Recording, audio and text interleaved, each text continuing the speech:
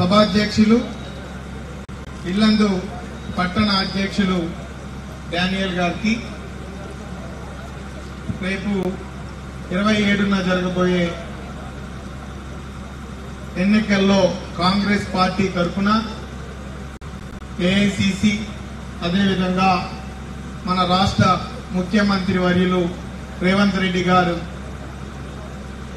పంపించినటువంటి అభ్యర్థి తీన్మార్ మల్లన్న గారికి మీ అందరి అభిమాన నాయకుడు ఈ జిల్లాలోనే అత్యధిక మెజారిటీతో మీ అందరి ప్రేమాభిమానాలతో అత్యధిక మెజారిటీతో గెలిపించినటువంటి కోరం కనకన్న గారికి అదేవిధంగా మున్సిపల్ చైర్మన్ డివి గారికి వైస్ చైర్మన్ జానీ పాషా గారికి వేదికను అలంకరించిన పెద్దలు ఇంకా చాలా మంది ఉన్నారు. సిపిఐ సిపిఎం తెలుగుదేశం టీజేఏసీ అదేవిధంగా విద్యా సంస్థల అధిపతులు ఈ కార్యక్రమానికి విచ్చేసినటువంటి ప్రియమైన ఇల్లందు నియోజకవర్గ ప్రజలకు నాయకత్వానికి ముందుగా పేరు పేరున నమస్కారం తెలియజేస్తా ఉన్నా.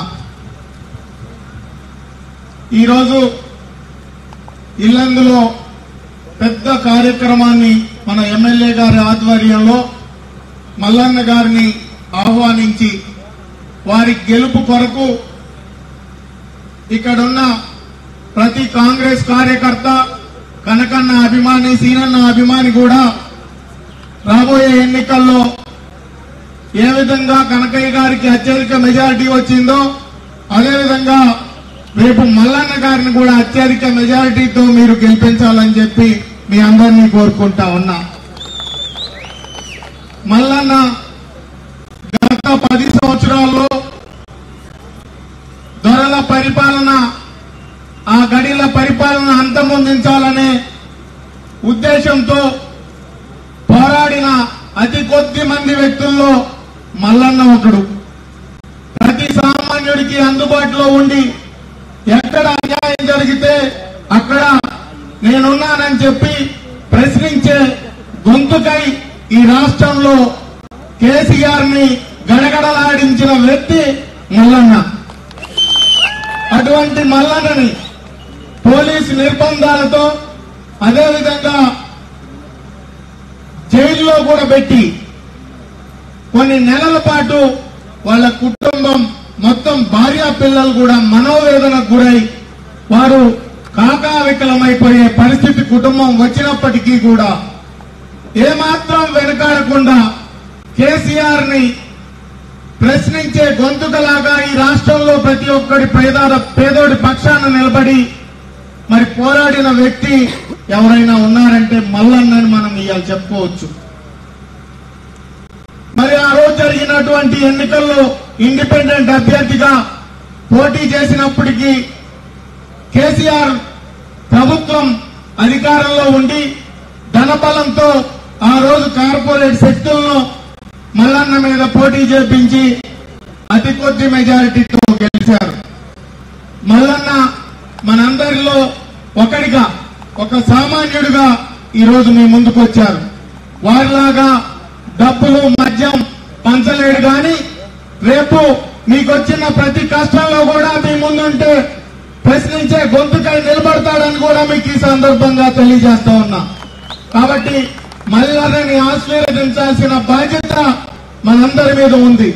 మల్లన్న రేపు చట్టసభల్లో ఉంటే ప్రతి ఒక్క పేదోడి పక్షాన ఎవరికి కష్టం వస్తే వారి పక్షాన నిలబడి పోరాడే శక్తిగా రేపు చట్టసభల్లో ఉంటాడు.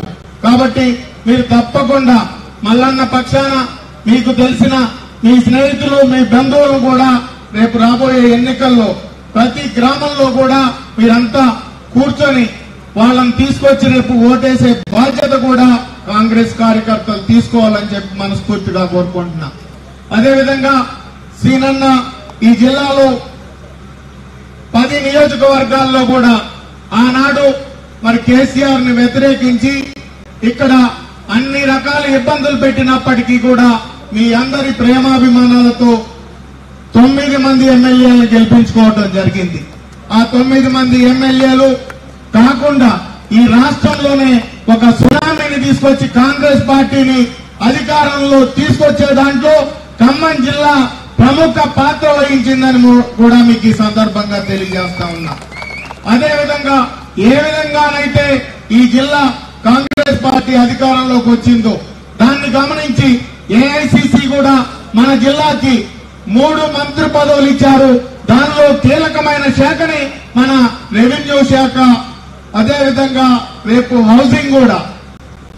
ఈ నియోజకవర్గంలో ఎవరైతే పేదోళ్ళు ఉన్నారో ఆ పేదోళ్ళకి ఇల్లు ఇచ్చే బాధ్యత మరి సీనన్న మన కనకన్న ఆధ్వర్యంలో తప్పకుండా తీసుకుంటారని కూడా మీకు ఈ సందర్భంగా తెలియజేస్తా ఉన్నాం.